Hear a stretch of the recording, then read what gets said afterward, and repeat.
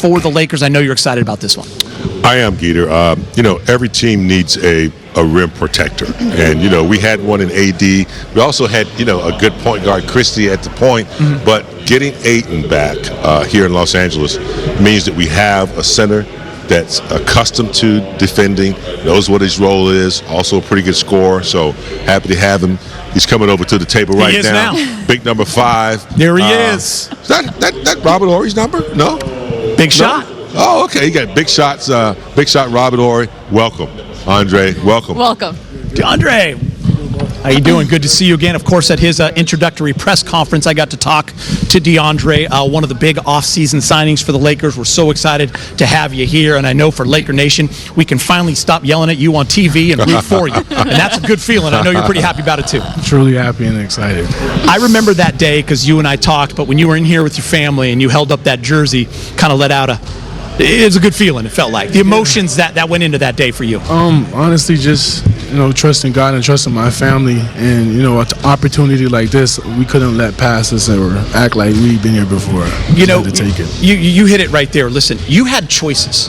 You chose this opportunity, this organization. What went into the decision? Why? Honestly, this is where it counts. And, playing alongside great playmakers, I've had a taste of that before, and now I'm just here once again, and just to prove to the organization and my teammates that I'm ready to do this I'm ready to do it once more.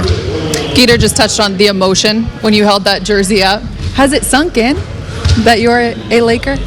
Most definitely. The fans definitely let me know that I'm here, and they have not let me off the hook all summer. So yeah. Is that fun though? Like, is it crazy how appreciated that you are being a Laker? It extremely is. It's understanding that the one goal is winning the championship, and understanding that I'm waking up every day to contribute to this legacy. It's something as a player that you really can't explain. Really, just appreciative, honestly. As a former player, and then some of the experts always say that players don't really start peaking till they're 27, 28 years old, and now you come to the Laker team, as a rim protector as well. We had one, he's gone, now you're here. How do you see yourself playing in, and what are your concepts about what you need to contribute to this team?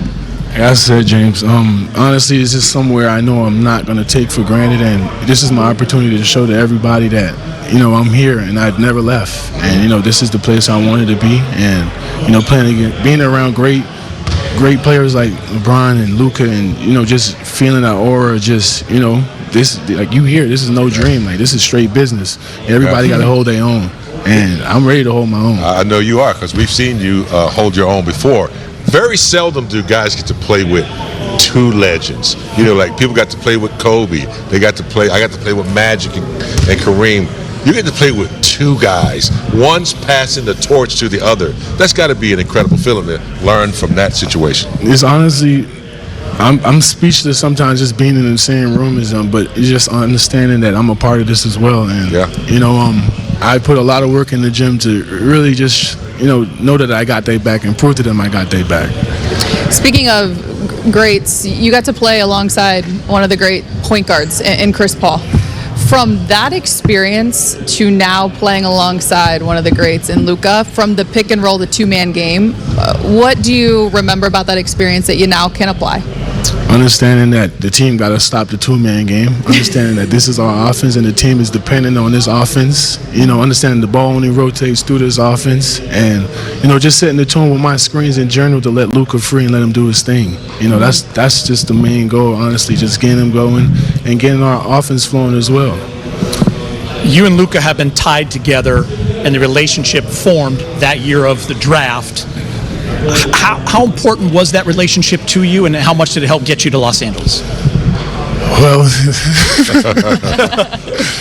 definitely it brought me here today, honestly. Yeah. Just, from the get-go into the draft, just his humble spirit and, his competitive spirit as well, playing against him my whole career and, just having that friendship as in, we friends, but, when it comes to this court, it's straight business. And, just seeing him how he developed as a true player and to where he finally kicked my tail in the in the Game 7 and, him just finally getting out that show that he really controlled the league and he's the face of the league. It's something to see because he came on my class as well, and now I'm here with him. and now we're just here to really add on to this legacy of this organization.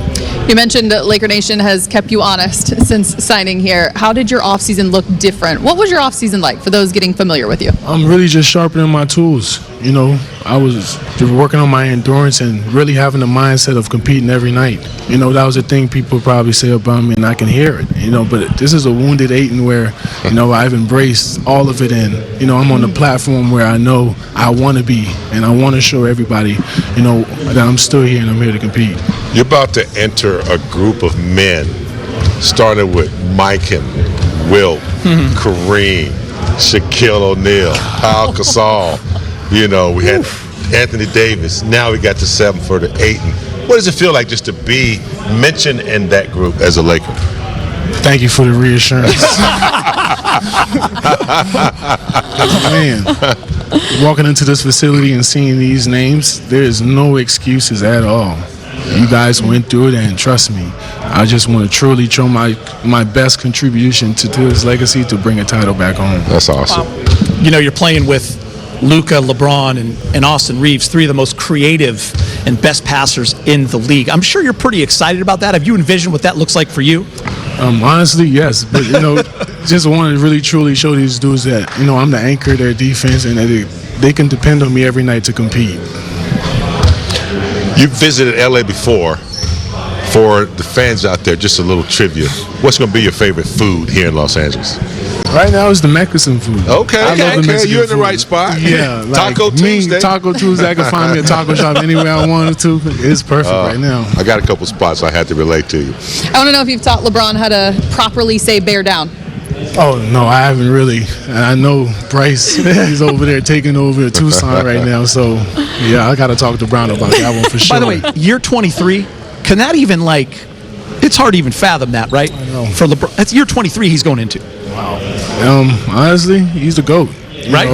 We just got to stay on the same regimen he was doing. He's showing us how to do it. I think he's alien. I do.